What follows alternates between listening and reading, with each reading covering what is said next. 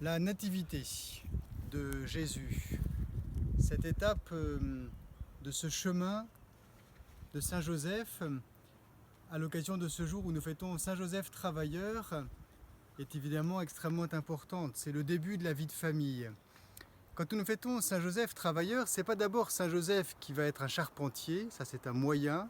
C'est d'abord Saint Joseph qui s'occupe de la Sainte Famille. Le travail de Saint Joseph, c'est d'abord cela. Le saint travail de Saint Joseph, c'est d'être le serviteur de la Sainte Famille, de s'en occuper le mieux possible.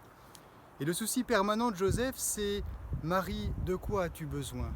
Très Sainte Vierge Marie, de quoi as-tu besoin pour que tu puisses accueillir avec moi le mieux possible le Verbe incarné? Et quand Joseph apprend qu'il doit partir à Bethléem avec Marie, eh bien, son rôle de chef de famille, son rôle, c'est de permettre que cela se passe le mieux possible et d'aller chercher un lieu où il puisse, avec Marie, accueillir le Sauveur du monde. Et alors là, la Providence a permis en tout cas qu'il ne puisse plus trouver de lieu où être hébergé, sauf cette petite grotte, où là, Joseph, il a dû très concrètement faire en sorte que Marie n'ait pas froid, que Marie soit le mieux possible disposée à accueillir Jésus. C'est ça le rôle de Saint Joseph, c'est de pouvoir permettre que toute l'Église accueille Jésus, comme il a permis que Marie l'accueille le mieux possible.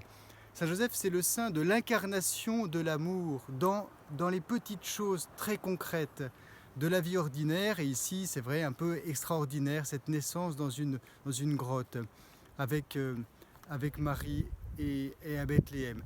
Et alors ensuite, il y a cette surprise qui a dû émerveiller Joseph, c'est non seulement la venue des bergers, mais le message que les bergers ont transmis, cette espèce de confirmation que cette naissance, elle était bénie, elle était miraculeuse.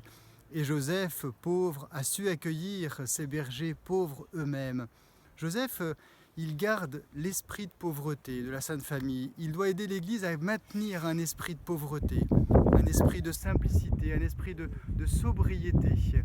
Voilà, au milieu de ces bergers avec leurs chiens qui passaient, comme en ce moment, vous voyez, alors que je vous parle, il y a des petits chiens qui passent. Eh bien, comme les bergers, voilà, comme les bergers, il les a accueillis tels qu'ils étaient, peut-être qu'ils étaient 10, 12, on ne sait pas. En tout cas, ça a été merveilleux pour qu'ils puissent ainsi, on le voit sur cette petite fresque, c'est Azuleros qui ont été mis ici. Voilà, ils adorent l'enfant Jésus qui éclaire la Vierge Marie et Saint Joseph. Saint Joseph qui s'accoude sur le bœuf. Vous voyez, Saint Joseph, il est aussi merveilleux avec les animaux que l'était Saint François d'Assise. Et puis ensuite, c'est le troisième grand moment de ce mystère de la Nativité, les mages. Les mages, alors là, qui viennent révéler que le mystère du Christ est pour le salut de toute l'humanité, va être un mystère de salut, de rédemption pour toute l'humanité.